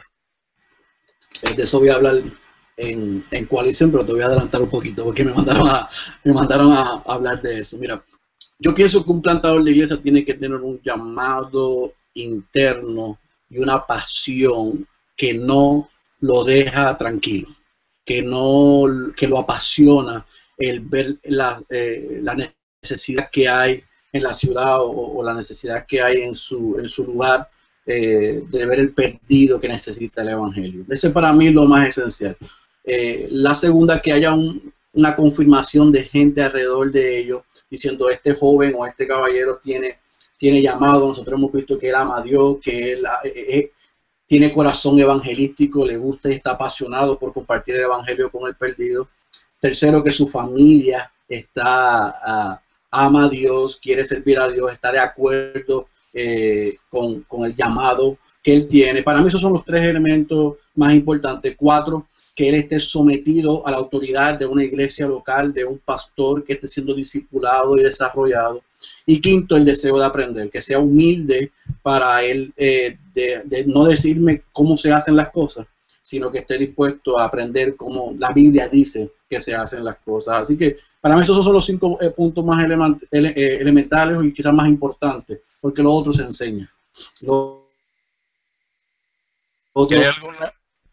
¿Y hay alguna edad requerida? Mira, Matt Chandler dice que a los 23 años no se debe plantar una iglesia porque no tienes la mente clara de lo que tú quieres hacer ni hacia dónde vas. Por lo tanto, yo concuerdo con lo que él quiere decir, pero yo no puedo decir que un joven de 21 o 22 años no pueda abrir una obra. Yo lo que quiero ver primero es que tenga un matrimonio estable, que ame a su esposa, que si tienen hijos amen a sus hijos, que esté sirviendo en una iglesia, que esté siendo discipulado, para yo poder determinar si 21, 22, 23 años él está capacitado para plantar una iglesia o iniciar una obra. Yo en lo particular, en la red 1.8 tenemos jóvenes, pero quizás son mayores de 25 años, 26 años, 27 años, no como norma, pero creo que ya han madurado un poco en el Señor, están sirviendo en una iglesia local, se están preparando, están dispuestos a entrar y a servir. Y quizás el parámetro que usamos, pero no descarto que un joven de 22, de 23 años lo pueda usar, pero no te puedo decir hay una edad específica, por lo menos este servidor no utiliza eso, que obviamente debe estar casado, para mí es importante que ya sea mayor de edad, que pueda estar legalmente capaz para votar, para hacer unas cosas, porque si no vamos a tener una serie de conflictos, pero no hay una edad específica para decir, esta es la edad sugerida para plantar iglesias. Por lo menos este servidor no lo tiene. Yo le iba a hacer una pregunta, pero creo que la contestó ahí. O sea, es un requisito que debe estar casado ya. Bueno, básicamente nosotros no lo ponemos como requisito, porque no está en nuestro requirement, pero para mí es bien, sería lo idóneo, porque la plantación de iglesias requiere y conlleva mucho.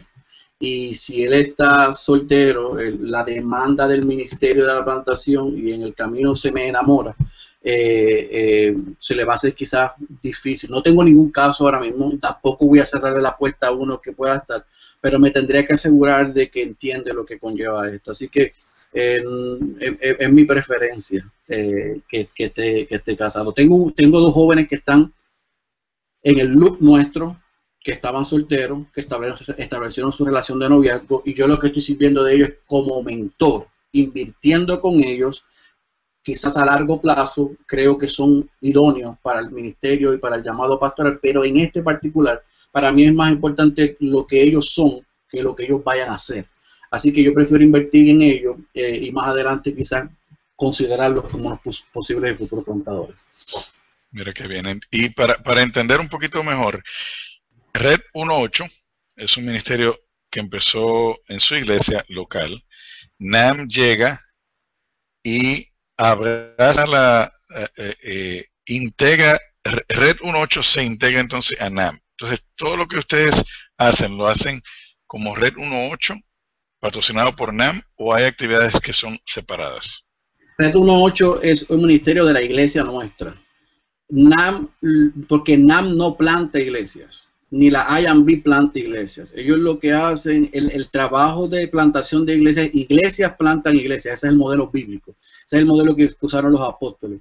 Ellos sirven como un servicio de ayuda financiera, de mentoría, de poder proveer los recursos necesarios. Así que yo estoy aliado a la North American Mission Board, como estoy aliado a la I&B, para descubrir los plantadores, pasarlos por nuestro proceso, aceptarlos, enviarlos, y ellos nos ayudan económicamente con esos plantadores. Alguien que esté interesado, alguien que conozca a un candidato, puede comunicarse con ustedes. Definitivamente, definitivamente. Y quiero hacer la salvedad. Nuestro foco principal ahora mismo es la comunidad hispana, pero somos multiétnicos, multilingües. Mi hermano está iniciando una obra en inglés para la segunda y tercera generación. Héctor Candelaria en Cleveland está iniciando una obra en inglés. En San Francisco tenemos un pastor que está iniciando una obra en inglés. Tenemos en Portland y en Kansas que están iniciando obras en inglés. Dicho sea de paso, José Prado en Miami, que fue nuestro primer plantador. Christ City es una iglesia en inglés. Así que sí queremos servir a la comunidad hispana, pero es bien importante esto. La comunidad hispana en Norteamérica, el 65% nació en los Estados Unidos. Solamente el 35% es primera generación. Eso quiere decir que el 35% son first Spanish speaker, primero hablan español, segunda y tercera generación hablan inglés. Así que se les hace bien difícil a la segunda y tercera generación estar integrado en una iglesia que solamente se habla español. Así que ellos necesitan el evangelio y para ellos hay que abrir iglesias. Y por eso estamos diciendo que abrimos en español, pero también nuestro foco es la segunda y la tercera generación. Amén, amén. ¿Y cómo se puede alguien contactar con ustedes? Pueden visitar nuestra página en el internet ibqs.org. Allí van a ver la sesión que hice Red 1.8. Ahí van a ver toda la explicación de lo que hacemos, cómo lo hacemos. Van a conocer nuestros plantadores. En la parte de abajo está toda la información nuestra de cómo hacer contacto. Qué bien, qué bien. Otra pregunta, porque ya, como dije al inicio, usted es un multifacético, está metido en todas partes, y eso es bueno. Hábleme un poquito sobre Coalición por el Evangelio, pastoreando la iglesia en el siglo XXI, porque yo veo aquí figuras como Dr. Miguel Núñez, Tim Keller, Juan Sánchez, Don Carson, Alvin Moller, Sugel Michelén y Félix Cabrera. Explícame de qué se trata esa conferencia y qué parte le toca a usted ahí. La culpa de esto es de Juan Sánchez. A mí no me echen la culpa porque la misma sorpresa que te dio cuando viste mi cara y mi nombre allí me dio a mí. Ellos lanzaron la promoción y a Juan se le olvidó informármelo antes. Así que... No me diga. Entonces aparece con todo estos nombres y usted lo coge de sorpresa. Como dicen ustedes, con esos tigres y este gatito domesticado allí. Pero Juan y yo tenemos una gran relación. Yo estimo, aprecio a Juan Sánchez. Al pastor Miguel tuve la oportunidad de conocerlo en febrero cuando hicimos una conferencia de Nine Marks. Allá, al hermano Sugel no lo conozco, pero lo respeto, que nos respeta a ese hombre de Dios. Y a los sargentos y tenientes que te están acompañándonos en esa conferencia, pues, ¿qué más decir? Yo no estoy en esa categoría, jamás estaré en esa categoría, ni pretendo estar en esa categoría. Yo solamente tengo tres pasiones, que es proclamar el evangelio, plantar iglesia y mi otra pasión, que es la consejería. Así que yo creo que yo soy un pastor que puede compartir en esa primera conferencia, preconferencia que va a ser Coalición, mis experiencias personales sobre plantación de iglesia y alentar quizás a esos jóvenes que creen que tienen llamado y sienten llamado para iniciar obra, poder canalizar ese deseo en cómo hacerlo. Así que yo creo y estoy muy contento de que Juan, Jairo, el pastor Miguel, el pastor Sugel hayan podido lograr que allá arriba Colin y los demás en Gospel Coalition se hayan dado cuenta de la magnitud y el crecimiento y quizás la reforma que Dios está haciendo en el mundo hispano de sana doctrina, y que hayan atendido y que podamos tener la bendición de ser ministrados con esos hombres de Dios. Y estoy muy contento de estar a la expectativa de lo que va a pasar en abril en Orlando. Yo voy como discípulo a sentarme con mi libreta, como hice en el año 2013 cuando fui allá hablando, a aprender. Y si de algo puedo servir de compartir lo que he aprendido, porque no lo sé, estoy aprendiendo. Le decía a un amigo mío el otro día, Félix, ¿qué vas a hablar? Bueno, lo diré cuando esté sentado al lado de Tim Keller. Todo lo que he aprendido lo he aprendido de sus libros y leyendo lo que hace. Pero si quiere lo traduzca al español, porque, pero nada, creo que va a ser una experiencia bonita y exhorto a toda la comunidad hispana, líderes, pastores, laicos que asistan, que hagan. No creo que va a ser un sacrificio, yo creo que va a ser una inversión esa preconferencia, y se pueden quedar a la conferencia porque sé que Misión Virtual va a estar traduciendo, que puedan ir, que puedan decir presente y ser bendecido y beneficiado de ambas conferencias. Amén, amén. Y ahí nos vamos a ver, porque yo estoy haciendo planes para estar ahí también. Bien. Y hay yo sé que van a haber muchos talleres, muchas cosas que se van a hacer. Red 1.8 va a estar presente ahí en esa conferencia. Pues mira, es algo que me han preguntado varias personas, pero cuando Jairo vea la entrevista te va a poder contestar, porque yo no tengo todos los detalles. Yo sé que participaré de un panel de plantación de iglesia. Varias personas me han escrito si va a haber algo sobre plantación, un taller específico. Yo no lo he visto en la agenda. Sé que el pastor Miguel va a estar hablando del desarrollo de líderes. Así que yo sugiero que los que puedan asistir, que sean bendecidos y beneficiados de ese taller. Pero yo voy a estar allí presente. Cualquier joven, cualquier persona que esté interesada en recibir información y brochure de Red 1.8, con mucho gusto se los vamos a hacer llegar. Qué bueno, qué bueno. Yo tengo tengo dos amigos que están plantando iglesias recientemente con NAM.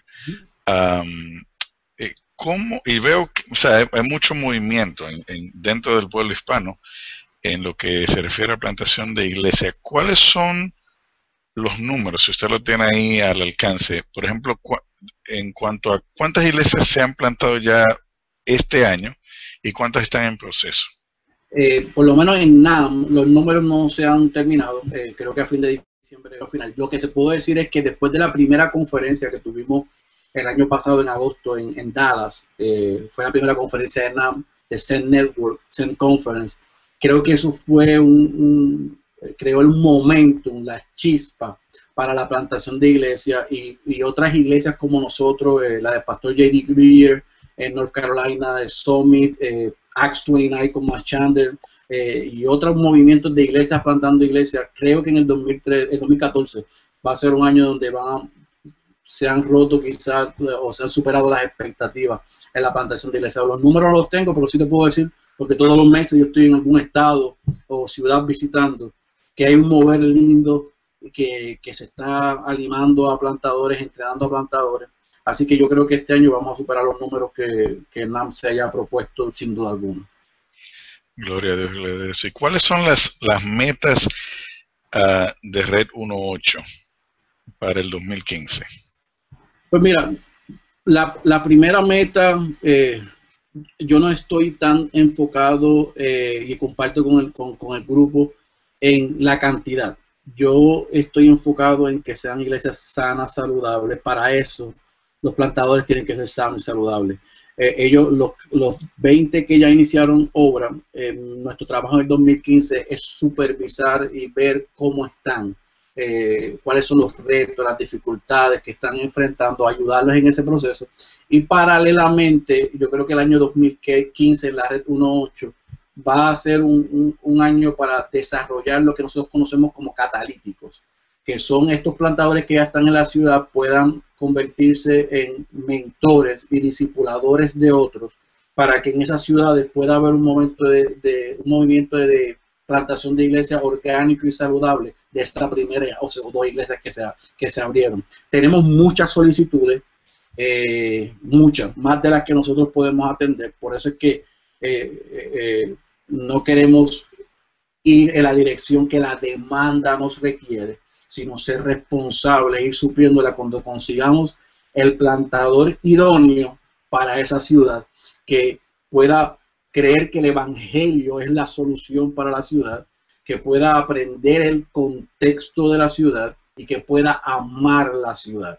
Así que en el 2015 queremos establecer y reafirmar los que están, ayudarlos en sus retos y dificultades, desarrollarlos a ellos como catalíticos para que puedan comenzar a discipular a otros, e ir a las ciudades que quizás están de más urgencia y ya hemos identificado plantadores para comenzar nuevas obras. Eso es una ardua labor, pero o sea, yo veo que tiene bastante trabajo para el 2015. Así es. ¿Y cómo? O sea, porque el pastorear una iglesia local es mucho trabajo. Y eso de Red 1.8 y NAM y conferencias es mucho trabajo. ¿Cómo puede balancear el tiempo para poder funcionar en las dos funciones, además de la familia? O sea, ¿cómo puede, qué técnicas se usan para poder hacer eso? Gracia y providencia del Señor, y una buena y un buen esfuerzo en el manejo del tiempo y la estructura. Mi calendario yo lo trato de, en la medida que me sea posible, esté a mi alcance, ser bien responsable, que por ejemplo el lunes y eso, el martes doy consejería en mi iglesia, es el día de consejería todo el día. Miércoles como hoy, pues me preparo para enseñar el miércoles el estudio bíblico si me corresponde a mí, no a uno de los pastores o líderes. El jueves entonces comienzo a trabajar, dentro de la semana, en las tardes y en las noches voy preparando el sermón del domingo. El jueves entonces me doy el día allá montando el sermón y quizás trabajar un poco con aspectos administrativos, pero el viernes descanso, comparto con mi esposa todo el día, el sábado estoy con mis hijas y el domingo enseño. Así que ese es más o menos mi calendario. Tengo la bendición de que mi esposa me ayuda desde mi casa, me ayuda con el hogar, con la familia. Después de las 5 y de las 6, yo soy papá, y esposo y papá, y no lo comprometo, lo trato de comprometer con nadie, pero creo que la clave para contestar específicamente tu pregunta es el desarrollo de buenos líderes. Y yo creo que Dios nos ha ayudado y permitido tener en la iglesia 10, 12 líderes sólidos, que ellos corren, me ayudan en el manejo de la iglesia, en la función de la iglesia, y yo puedo entonces dedicarme a la predicación, a cuidar de rebaño y también a desarrollar y mentorear a otros. Muy importante eso, porque o sea, cuando estás metido en tantas cosas y no te organizas bien, por algún lado, como decimos, explota la cosa. Sí, es cuestión de organizarse bien y pedirle al Señor dirección. Y eso, de la creación de líderes, formación de líderes, creo que es esencial. El llanero solitario no llega muy lejos. Eso no sirve, eso es antibíblico. Eso es antibíblico. La escritura nos llama a la coinonía, al trabajo en grupo, así que yo creo en eso. Yo creo que Pablo, el apóstol, invirtió en un grupo, y eso de grupo fue el que estableció y desarrolló las obras con él, y después los dejó y se fue y después los mentoreó. Así que básicamente esa es la estrategia. No hay que escribir o reescribir el libro, está escrito. Ese es bíblico, es apegarse a la escritura, es seguir el modelo, y yo no creo ni pretendo saber o dar la impresión que lo sé todo. Yo estoy en proceso de aprendizaje, en el discipulado, tengo hermanos, además de, por la gracia de Dios, todavía mi papá me corrige, me enseña, pero tengo hermanos como Juan, como Edgar, como Andrés Birch, que invierten en mi vida. Yo les pregunto, les consulto, y llamo al hermano Miguel cuando hay algo que no estoy claro, necesito una asesoría. Yo creo que ese grado de humildad para uno poder dirigir lo que Dios le dio es necesario. Y eso es lo que yo le pido a Dios todas las mañanas, que me ayude a permanecer fiel, a permanecer humilde y obediente para poder hacer lo que Él me ha mandado a hacer. Amén, amén. La Iglesia Bautista de Quail Springs, ahora en el 2015, cumpliría 5 años, ¿verdad? 3. Oh, 3 años, ok, 3 años. Yo estaba contando del 2010, pero ¿verdad? Hubo un paso, ok. 3 años. ¿Cómo ha sido, o sea, cómo el estado que está ahora, está de acuerdo a las expectativas que tenía cuando se inició, o ha sobrepasado las expectativas? Sobrepasó las expectativas. Yo no esperaba. Nosotros cuando iniciamos la obra, la iniciamos en conjunto con Wellspring, pero siempre nuestro norte fue que en 3 años, máximo 4, pudiésemos establecernos, constituirnos como una iglesia independiente, autónoma, como le llamamos los bautistas del sur, autónoma, y se logró. Se logró porque la iglesia en agosto, el grupo hispano votó unánimemente para constituirnos como iglesia el 1 de enero de 2015, pero votó unánimemente para buscar un terreno y construir una casa para la iglesia, para una casa para el Señor.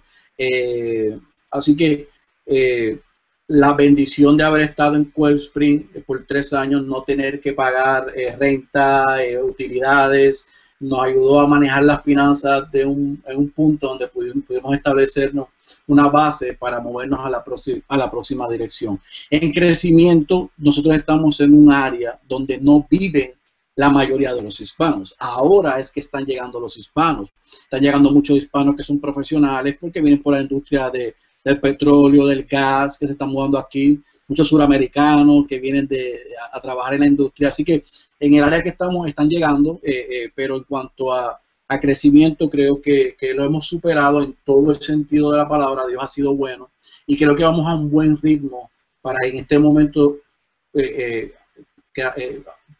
independiente o autónomo e ir ya entonces en un lugar que sea completamente en español, unas facilidades que solamente son hispanas. Es mucho más fácil alcanzar a esa comunidad de hermanos inmigrantes que quizás no hablan inglés, que el setup de una iglesia grande que se habla inglés los asusta en llegar a las facilidades. Creemos que en ese sentido vamos a tener quizás un poco mejor y mayor alcance. Wow, entonces ¿qué pasa el 1 de enero con la Iglesia Bautista de Coral Springs? Se convierte en la iglesia bautista central, centrado en el evangelio, centrado en el discipulado y centrado en la misión. Nos quedamos reuniéndonos en la iglesia bautista de Wellspring Baptist Church, seguimos usando las facilidades, pero ya somos una iglesia autónoma, independiente. Ya no somos iglesia hija de Wellspring, somos iglesias hermanas ahora. Eso cambia nuestro estatus, también nuestras responsabilidades con Wellspring, pero a la misma vez Wellspring está siendo partícipe y ayudándonos para la adquisición del terreno y la construcción de las facilidades. Así que esperamos que un año y medio nosotros podamos estar en un nuevo lugar ya construido para tener una nueva casa. Wow, gloria a Dios. Entonces, los hermanos americanos siguen entonces apoyándolos en medio de esta transición de independizarse. Correcto. El Red 1.8 recibe el apoyo no solamente del North American Mission Board, sino que recibe el apoyo económico de Wellspring Baptist Church. Así que el plantador nuestro tiene la bendición de que no solamente es financiado por North American Mission Board, sino que Wellspring Baptist Church apoya sustancialmente a Red 1.8 y facilita mi trabajo para que el plantador pueda ir con todo cubierto para hacer el trabajo. Así que nosotros vamos a estar siempre, en alguna manera u otra, relacionados a Wellspring Baptist Church. Qué bueno, qué bueno. ¿Y ya tienen el terreno donde van a construir? Vimos un terreno muy cerca de las facilidades donde estamos. La semana pasada estuvimos reunidos tratando de ver Wellspring nos quiere ayudar en la adquisición del terreno y otros hermanos nos están ayudando en eso. Así que estamos en ese proceso. Tenemos el terreno que queremos visto. Lo que estamos esperando es saber si ese es el terreno que Dios quiere para nosotros. En ese proceso estamos. Gloria a Dios. ¿Y hay muchas iglesias hispanas ahí en esa área? En el área del norte donde nosotros estamos, no. En el área sur sí. Y la Convención Bautista del Sur tiene sobre 100 iglesias hispanas. Obviamente nosotros estamos en el Bible Belt. Iglesias hay más que McDonald's, pero hispanas hay en esta área quizás 3, nosotros estamos en el medio de ambas. Sana doctrina y saludable, muy poca. Así cuando dice sana doctrina saludable, ¿a qué se refiere? Porque tal vez hay gente que no sabe de qué estamos hablando. Tenemos muchas... vamos a ser cuidadosos porque esto está grabando. a mí me vuelan la cabeza primero, no se apure. Tenemos muchas iglesias donde lamentablemente la autoridad no es la Biblia. Muchas iglesias donde la experiencia va por encima de la palabra, las experiencias van mucho más lo que el Señor me dijo, Dios me dijo, aquello, lo otro, que no lo que dice la palabra, no se predica la palabra fiel, expositivamente, no se hace teología bíblica, no se le da fuerza a la membresía eclesiástica, no hay disciplina, no hay visión de evangelismo, no hay marcas saludables en la iglesia.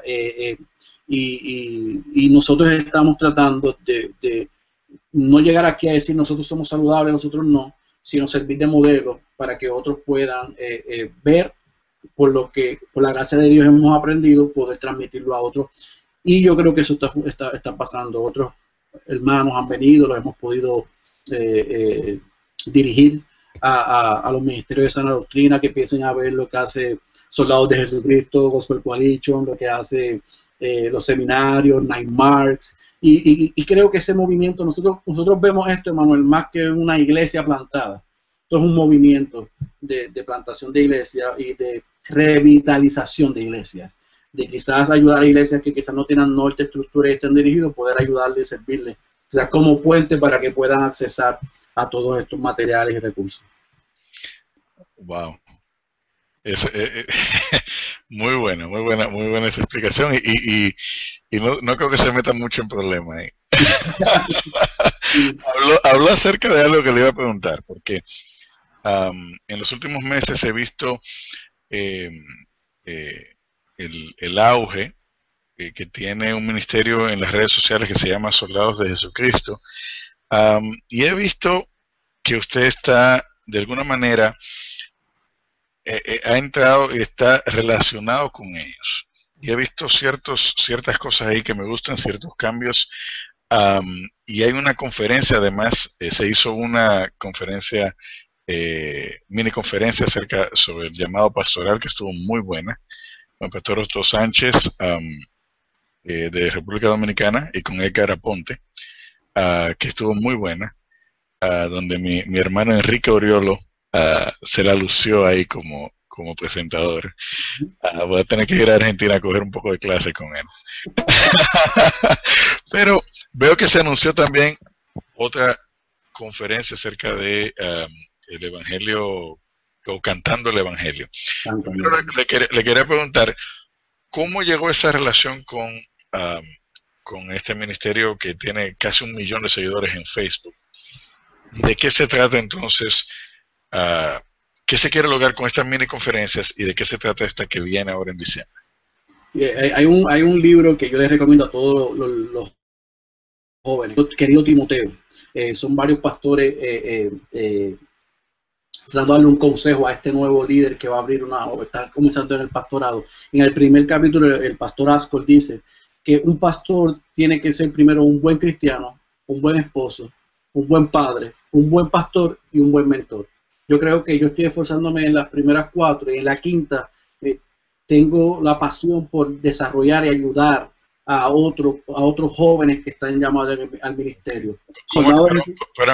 ¿Cómo es que se llama el libro? Querido Timoteo. Querido Timoteo, ¿de quién es? Son varios autores, porque cada capítulo es un pastor diferente, pero creo que lo escribe Tom Ascol. No me cite, es Querido Timoteo. Querido Timoteo, ok, perfecto. Lo recomiendo a todo el que está llamado al ministerio, a la pastoral, que adquiera ese libro.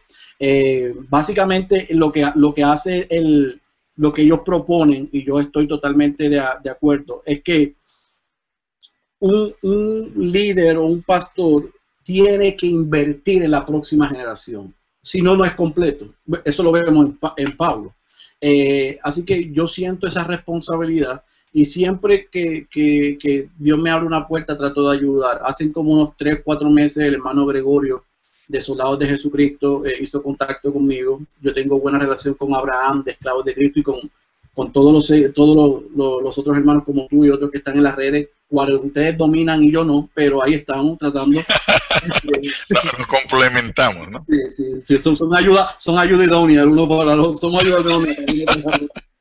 Pero Gregorio me llamó, me preguntó varias cosas sobre mí, sobre algunas dudas que con mucha humildad lo vi, él tenía sobre el futuro de Soldados. Había crecido o ha crecido más de lo que ellos esperaban y quizás estaban eh, viendo cómo direccionarse hacia el futuro. Y me preguntaron si yo podía ayudar de alguna manera u otra. Yo sugerí, después de haber hablado con él, con Enrique y con algunos otros hermanos, que se desarrollara un consejo de ancianos que pudiera ayudar e invertir en ellos otra vez, porque ellos son más importantes que lo que ellos hacen. Ellos aceptaron la recomendación y el pastor Otto, el hermano Edgar Aponte y este servidor, actualmente estamos asesorando y ayudando a soldados. Estamos en un proceso de ayudarlos a estructurar, a organizar. Esos 7 jóvenes han sido fieles a Dios y a ellos poder usar las redes para glorificar al Señor y compartir el Evangelio de la gracia. Y yo creo que como tú bien dices, cuando un ministerio llega a casi 1 millón de seguidores, si no tiene un buen fundamento ni estructura, puede ser problemático. Así que ellos lo que han hecho es ponerse a ser humildes suficiente para sentarse y aprender. Y en este momento estamos tratando de desarrollar una estructura para que pueda el ministerio verse a largo plazo, y estamos en ese proceso con la asesoría de Otto y de Edgar. Y a esos fines entendimos que poder proveer mini conferencias es un buen mecanismo para ayudar a responder las cientos y miles de preguntas que hacen los seguidores de Soldados a través de las redes y que envían un mensaje. Son tantas y tantas y tantas que lo que estamos haciendo es viendo cómo podemos organizarla y crear esta mini conferencia mensual para poder contestar las preguntas. Primero, como bien dice, fue llamado pastoral con el pastor Otto y con el hermano Edgar. Estamos muy contentos por lo que sucedió. Superó nuestras expectativas. Tuvimos la bendición de que el hermano Ricardo Sánchez de Misión Virtual nos apoyó y pudimos hacer la transmisión. Y mientras se daba eso, vimos también que había muchas preguntas sobre la alabanza y la adoración. Y lo que hicimos fue hablar con nuestro hermano Velarde y Sergio Villanueva para ver si ellos podían ayudarnos a tener una mini conferencia sobre lo que es cantar el Evangelio. Eso ha traído un poquito de preguntas y dudas en algunos, pero el martes 9 de diciembre yo estoy seguro que se las van a poder contestar y en enero pues vamos a tener otra conferencia y sucesivamente todos los meses sobre temas que entendemos que los seguidores de Soldados están haciendo preguntas o necesitan quizá un poco de claridad. Gloria a Dios, gloria a Dios. De verdad que hay un despertar entre los jóvenes en Latinoamérica sobre lo que es la sana doctrina y defender el Evangelio y de verdad que me alegra, porque hace unos años era raro, había demasiadas cosas ahí, todavía hay muchas cosas raras en las redes, pero Dios está levantando a muchos jóvenes, o sea, jovencitos de 17, de 21 años que tienen ese deseo de enseñar lo que la Biblia dice en referente a muchas cosas y que por su juventud necesitan lo que es ser apadrinados o necesitan coaching de líderes que ya tengan experiencia, y eso que Dios le ha permitido hacer es algo muy bueno. El pastor Otto dice que cuando Dios nos revela la doctrina de la gracia y somos jóvenes, nos da el síndrome del teólogo joven y queremos entonces lo que sabemos, dárselo de desayuno, almuerzo, comida, merienda y hasta por los ojos a los que no creen o no se les ha revelado lo mismo. Y yo creo que es necesario el mentoreo a esa juventud que se le está revelando la doctrina de la gracia, para que entiendan que la gracia con la que la recibieron es la gracia que se necesita para compartirla. Porque Amén. El conocimiento envanece, pero el amor edifica. Así que tenemos que tener mucho cuidado de cómo hacemos uso de lo que nos ha sido revelado. Gloria a Dios. Para terminar, pastor, algunos,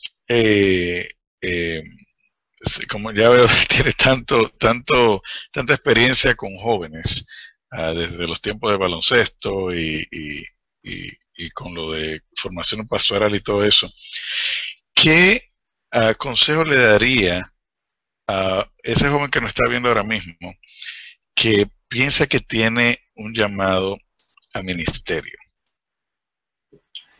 Yo creo que Pablo, en 1 Timoteo 4, 12, 4, 12 y 13, bueno, usando 12, el versículo 12 que dice que nadie tenga en poco tu juventud, yo creo que el que ser joven no te descalifica. El ser joven lo que te da es la fuerza y la pasión necesaria para poder prepararte. Pero fíjate que en el versículo 13 él les dice que se ocupen de la lectura, que se ocupen de la exhortación, que se ocupen de la enseñanza. Todo el mundo se queda en el 12, pero nadie baja al 13. Yo sugeriría a los jóvenes, si por un lado nadie tenga poco de tu juventud, esa pasión, ese deseo, busca que se someta, como dice Pablo en Efesios 5:21, que se someta a una autoridad, que alguien, a un pastor, a una iglesia local donde tú sirvas, te disipulen, sean mentoreados, como dice el americano, haya accountability, rendición de cuentas, donde tú puedas desarrollarlo, pero mientras hace eso, ocúpate de la oración, de la lectura, de la enseñanza, para que entonces lo que Dios quiere hacer contigo, Él lo va a hacer, pero en su tiempo, no en el tuyo ni en el mío. Yo estoy contento, yo veo un despertar de la juventud, Dios está haciendo grandes cosas, pero tenemos que ser buenos administradores y buenos mayordomos de eso. Así que, joven, si Dios te ha dado el llamado para servirle, nunca vas a ser un buen primero si no sabes ser un buen segundo. Necesitas estar debajo de autoridad, sometido al pastorado, a alguien que ame a Dios, que sirva a Dios, que ha sido fiel, que tiene una trayectoria. ¿Tú sabes qué es lo más frustrante? Que nosotros somos la cultura, por lo menos aquí en América y Latinoamérica, donde a los ancianos nosotros los desechamos, los despreciamos, los descartamos. En las culturas orientales se respeta toda la sabiduría, el conocimiento, la experiencia que tienen. Busca a alguien que te pueda someter a esa sabiduría, experiencia, que te pueda dirigir, que te pueda ayudar en tu camino. Porque el llamado interno, damos gloria a Dios por eso, pero necesita que confirmen tu llamado mediante un llamado externo. Poderoso eso. Eso hay que escribirlo y ponerlo así, como enmarcarlo. De verdad que sí, de verdad que sí. Yo le doy gracias a Dios por su vida, pastor, y por lo que por haber respondido al llamado. O sea, toda esta historia que desde sus inicios y el baloncesto y esa carrera tan brillante que llevaba y dejarlo todo por el ministerio. No muchos lo aceptan, ese reto. Pero qué bueno ver que a través del tiempo ha sido confirmado que fue Dios que lo llamó y lo ha respaldado, y damos la gloria a Él por lo que está haciendo, y sabemos que va a seguir usándolo a usted y a la red de pastores y de líderes que se están alineando a este mover del Espíritu Santo entre los jóvenes en Latinoamérica. Para terminar, tengo otra pregunta, la última. ¿Cómo se ve Luis Cabrera de aquí a 5 años? Yo quiero seguir haciendo lo que Dios me ha mandado, pero te voy a contestar la pregunta como contestó David Platt cuando lo llamaron a ser presidente de la International Mission Board.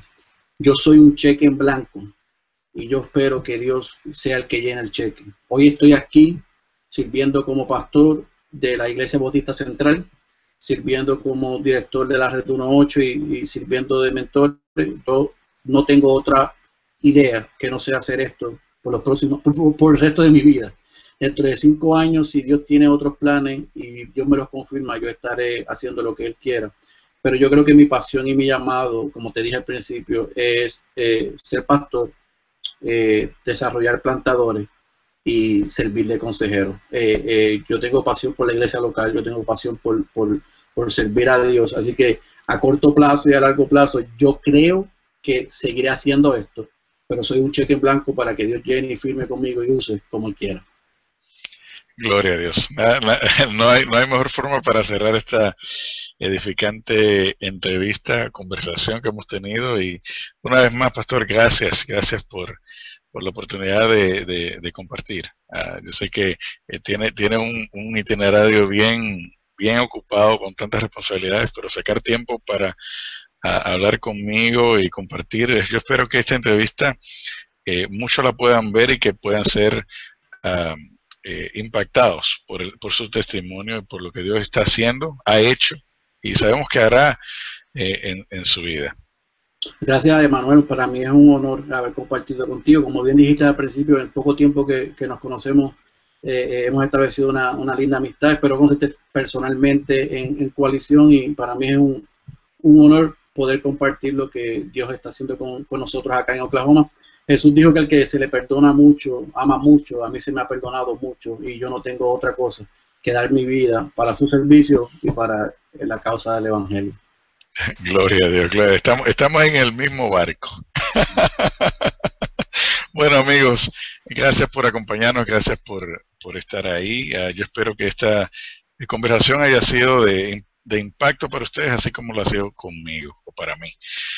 Le invito a ustedes a seguir al Pastor Félix Cabrera en las redes sociales, en Facebook, en Twitter, a su website, conocer más acerca de lo que es Red 18, lo que es plantación de iglesias. Si tiene algún tipo de pregunta, algún tipo de recomendación a alguien que usted crea que puede ser un plantador de iglesias, contáctese directamente con el ministerio del Pastor Félix Cabrera y yo sé que van a ser grandemente beneficiados. Y todo lo que hacemos es para la expansión del reino, para expansión del evangelio aquí en Estados Unidos y en toda Latinoamérica.